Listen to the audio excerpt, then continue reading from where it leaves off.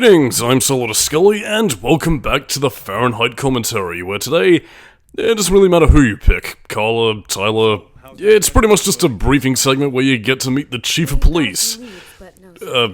Probably told who it was right there, but I don't know who it is. It's basically generic, angry police chief who's literally only here to illustrate two things. The first of which, slightly more interesting, is that, he's also voiced by Lucas and Tyler's voice actor David Gassman, so, again, credit to the man's voice acting abilities, he pulls off the stereotypical police chief pretty well.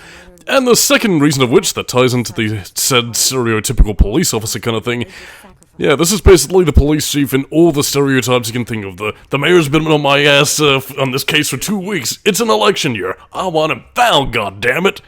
Seems likely. So yeah, I mean at this stage he isn't quite in, full-on steam blowing out the ears, angry, whatever kind of thing right now. But in the meantime though, he is, very much just sort of feeding his fish, and, going on his usual tirade of, I want his ass dead ASAP, you got it? Hospitals to see if they've had any men with so yeah, in the meantime though, we have a little bit more detective action, as many David DeGratola games are wont to do. In this case, Carla pretty much going down to the basement and doing some stuff down there. Meanwhile, Tyler gets to go on a trip to the library. An antiquated place that I gather not a lot of young people remember these days, but is still rather important if you go outside. As far back as I can remember, I've been frightened by small spaces. Whenever I'm in a small, confined place, I start to panic. I have trouble breathing, and I need to get out right away. Yeah, you've heard the name. Claustrophobia. Well, I had decided not to let my fear control me. I decided to try and fight it every chance I got. I'm going to stay calm. Everything is going to be fine. I'm gonna breathe deeply and walk without stopping until I find the computer terminal. Oh dear. So yeah, this is yet another minigame sort of thing. Well, I mean, as soon as we get to the segment itself here, really. But yeah, Carla going down into the basement even though she's claustrophobic. I suppose a bit of an odd fear. Well, then again, how often would police usually have to... Well, I suppose I would still have to deal with it since, you're an investigator first and foremost, so...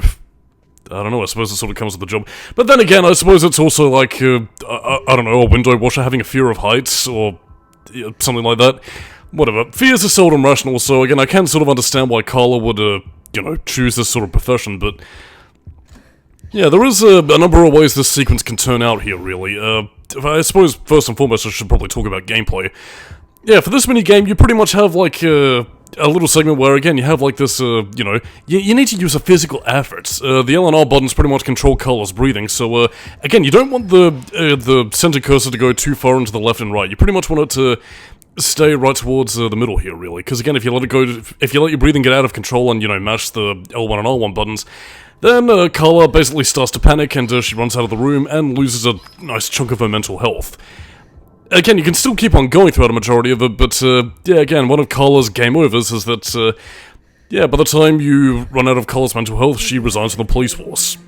And not necessarily as a result of her fear overcoming her, even though that is one of the many ways, but, more or less if you completely zonk your mental health as Carla, so, yeah, that's pretty much her one and only. Game over is the failure of the game designer, ending segments where she goes, that's how my story ends. I'll never know who killed people. Because of it's a game, but you will, because you're playing the video game, or sorry, interactive drama, like the Frenchman likes to say.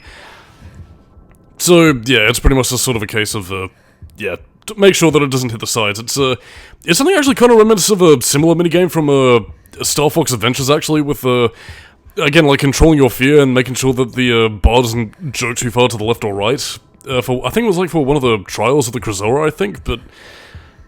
Yeah, either way, this one's, it's not even really all that difficult here, really. It's really just sort of like keeping a steady finger and keeping a steady eye on, where exactly the cursor is in between, the gauge right there.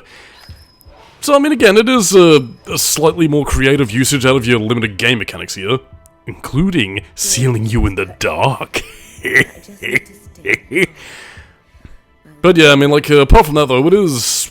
Well, I might say a bit too mechanically simple, but by that same token, though, there isn't really too much else you could really do with it, so it's fine enough for what it's trying to do, I suppose, so yeah, I mean, really, the most annoying part of this whole little spiel is trying to find the correct, tape, as for what Carla's doing down here to begin with, is that she's basically looking through old police records to, find hints about the Kirsten file that seems to have some tenuous links to the Lucas Kane case, so hence why she's down here, sort of facing her fears in order to find it here, really.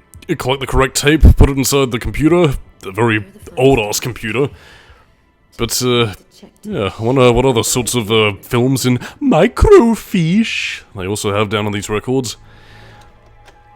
But yeah, the tape you want to find in terms of getting the segment done quickly is pretty much found in, 1990 to 2000, so, yeah, a little bit more, shuffling of, desks, rows, and, areas in order to find things. Kind of odd that there isn't really, like, a police archivist down here, but, I don't know, maybe he called in sick or some shit. Either way, you would have thought that, an organization like the police would have had somebody, checking this sort of thing, but, then again, who knows, really? Maybe I'm either putting too much stock in the police force, or maybe, I don't know, maybe the station is underfunded, or maybe the more easy-to-explain answer is what I just said before, and the archive guy is sick, and that's why Carla's doing it all by herself. But yeah, I mean, this can be a little bit more boring or exciting depending on how you play that. I mean, I can't really think of what sort of excitement you could really sort of generate with this sort of thing. I mean, there's no real... I mean, again, obviously, this isn't exactly a horror game, so again, there's no real jump scares. I mean, apart from the lights going out, there's really not too much there to sort of generate intrigue or interest, really. Like, I mean, again, you don't find some, like, extra documents or anything else, so... Yeah, you don't really get, like, a lot of background text or maybe, like, some flavor text cases of killers gone by, so really... Yeah, it's just sort of a one-trick shtick, really.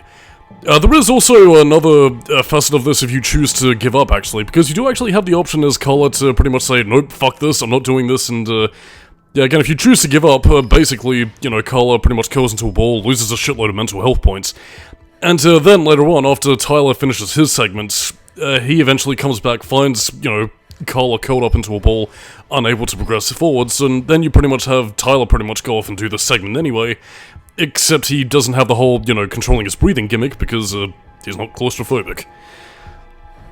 So yeah, Tyler pretty much does this exact same sequence anyway, except you're still sort of digging through rows, it's just that you don't have the penalty mechanic of, controlling your breathing or losing any mental health. So, yeah, that's pretty much all she wrote in terms of alternative scenarios in order to keep the plot moving, so... Yeah, this section does have to happen regardless, because, well, I mean, kind of considering how the plot unfolds, the whole Kirsten file thing doesn't really pan out too heavily, and I probably would have found out that sort of information anyway, but, yeah, the only real link between this and the other one, which probably could have easily happened from, I don't know, maybe finding out from another detective or something, but, who knows really. Either way, this entire case is pretty much here to sort of lead you, as we're gonna find out right... Actually, no, not right now, I think I got the wrong tape, but you're gonna be finding out in a second anyway. We're gonna find the detective who was on the Kirsten case, and basically Carla's gonna, run up a few numbers and see what he has to say about it. Which is kind of unfortunate because, the minigame with the retired detective ends up with being one of the worst minigames in the entire game, but one that I somehow did really well at, despite the fact that it fucking sucks mechanically, and we'll get to them when we get to it, but in the meantime, we have cutscenes to watch.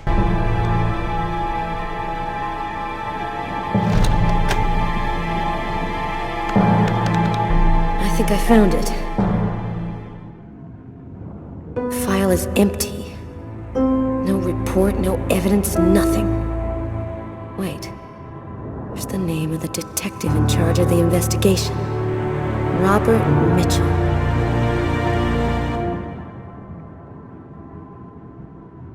Carla asked me to see what I could find out about the book we found in the diner. It might be able to tell us something about the killer. I inquired in the office, and I ended up in a bookshop specializing in old books run by a guy named Takeo. So, you thought we were done with record keeping? Fat chance, bitch. Yes, indeedy, now we get to go to the library. Which, for the fucking fetuses in the audience, is a place that stores books. Fiction, non-fiction, all sorts of things you can read up upon in order to study, or for your leisure. Yo! Let it crawl.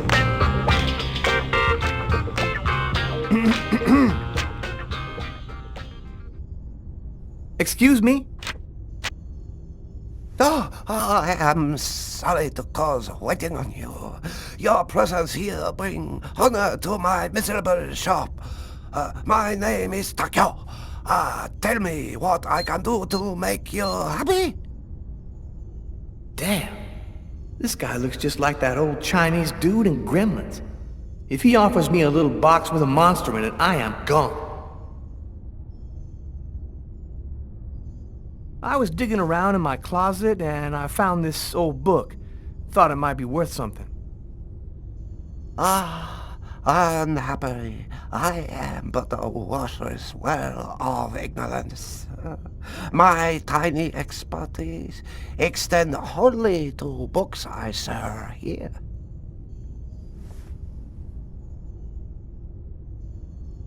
Thanks anyway. At least I tried. Now, you might think that this Japanese dude is a racist honky motherfucker and that David Cage does not know how to write for minorities very well. He still doesn't, but this one actually does have like a bit of a unique twist on it, which is actually kind of funny. But yeah, in the meantime though, all you really need to do in this segment is pretty much to sort of overlook Lucas's book on the Tempest, and you'll find two specific clues, the first of which being a little bookmark that we'll pretty much see as soon as we're done here, and the second of which basically being, well, okay, first of all, the bookmark when you open the book, so you can obviously get it, and the second of which being, again, if you examine the page, yeah, a little signature left behind by Marcus, who actually gave Lucas this book for his birthday. I guess it must have been quite some time ago, because, I mean, they did mention that Lucas and Marcus were estranged for a while after Marcus, you know, went into priesthood, so yeah, a bit of an oddity to say the least. But either way, Tyler was pretty much destined to, you know, find the bookmark anyway, because again, if you choose to pretty much ignore basically everything and go on your merry way without finding out any information from Takeo over there, Takeo, of course, being the, you know, librarian dude, yeah, by the time that you leave, the bookmark pretty much falls out of the Tempest, and he pretty much calls out like, oh, you dropped something, and that's how Tyler finds the bookmark if you choose to leave. There's something handwritten in pencil here. To my brother for his 18th birthday, MK. Interesting. So yeah, the only real important thing that you need to find, which is, well, quote-unquote plot essential, is the bookmark, which you'll pretty much find either by accident or by proxy of, you know, the game sort of forcing your hand, so to speak. But yeah, the rest of the things that you can do here is just sort of flavor text and interacting with Takeo here. In this case, though, it's, well, just sort of working your way around the Dewey Decimal System here, kind of color-coded for your convenience, even though it's sort of meant to be like alphabetical order in terms of how you order library books. I don't know. Either way, I can only really fathom that it was done purely for the sake of a puzzle in this game, because it kind of makes the library system a bit more needlessly complex than it really needs to be. Maybe there is something I can do for you. One client order very rare book. Since this morning I look for it, but impossible to find. You find this book, and I tell you all you want to know. So, what does it look like, this book you want? Easy. It from same collection as this one. Okay, I ought to be able to handle that. Bring back the sacred diamond of the old sage of the mountain, and he will give you the magic talisman. Oh, man. What am I, in a video game? Tee-hee. You see, he referred to the fact that he was in a video game because he is. Oh, Tyler, you witty devil. Truly you belong in such fantastic novels as Chive and No what was it? Chive and No Choose? Either way, yeah, it was edited by Degratola. And if you're wondering why I'm mentioning Degratola a lot, it's not because he's a famous author, it's because it's actually David Cage's real last name. I might have mentioned that before in the previous parts, but to kind of make it a bit more specific, yes indeedy, David Cage That is his stage name. Degratola is my French name. Nobody would like me if I had a name such as Cage, because Cage is emotion. Degratola is evil motion, which is not to me, n'est-ce pas? But yeah, basically go to the white section, pick out the book that Takeo wants you to get, and yeah, what you get for your efforts is a lovely little tarot card that gives you 20 points.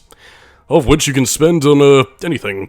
Playable sequences, behind-the-scenes movies, soundtracks, you name it, baby. But yeah, that's pretty much all you're sort of doing this for. As well as a funny little cutscene coming up right here.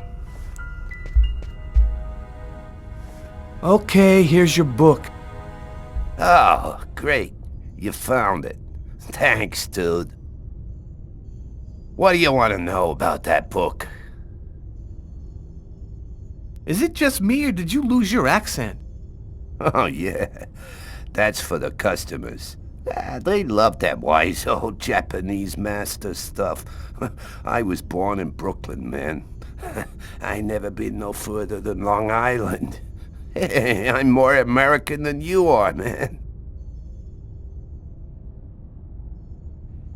Is there any way to find out who would have sold this book? Nah, this book ain't worth enough for any seller to remember it. Yo, thanks for your help. No problem. Come by again, okay? Oh yeah, don't worry, we'll be back, dude. And speaking of which, yes, we will actually be coming back to this because there is a bonus video that's kind of hilarious, really. So on that note, I'm Solidus-Skully, keep it new metal, and I'll catch you dudes next time. Bye-bye.